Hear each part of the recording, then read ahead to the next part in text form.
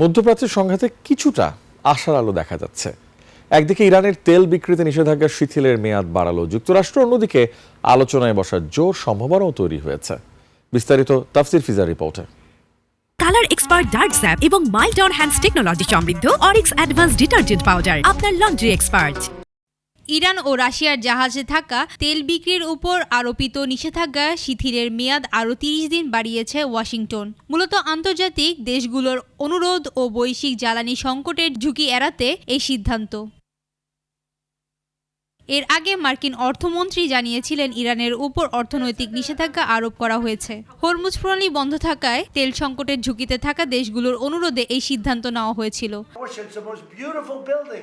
অন্যদিকে মার্কিন president Donald Trump জানিয়েছেন ইরানের সঙ্গে দ্বিতীয় দফার শান্তি আলোচনা শুক্রবারের মধ্যেই শুরু হওয়া সম্ভব।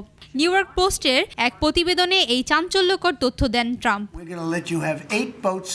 এছাড়া ইরানের সঙ্গে চলমান যুদ্ধবিরতির মেয়াদও বাড়িয়েছেন ট্রাম্প। বুধবার সন্ধ্যায় এই মেয়াদ শেষ হওয়ার কথা থাকলেও ইরানকে একটি ঐক্যবদ্ধ প্রস্তাব দেওয়ার সুযোগ দিতে এই অতিরিক্ত সময় দেওয়া হয় বলে মন্তব্য তার। এদিকে আলোচনার টেবিলে যখন স্নায়ুযুদ্ধ চলছে, সমুদ্রপথে উত্তেজনা ছড়িয়েছে ইরান। কৌশলগতভাবে গুরুত্বপূর্ণ হরমুজ প্রণালীতে ৩টি কন্টেনার জাহাজে হামলার খবর পাওয়া গেছে। যুক্তরাজ্যের মেরিটাইম ট্রেড অপারেশন জানিয়েছেন লাইবেরিয়ার পতাকাবাহী একটি জাহাজে গুলি ছুড়েছেন আইআরজিসি। এছাড়াও পানামার পতাকাবাহী আরও 2টি জাহাজে হামলা চালান ইরান। তাফসির ফিজা, নিউজ ডেস্ক, 21 টেলিভিশন।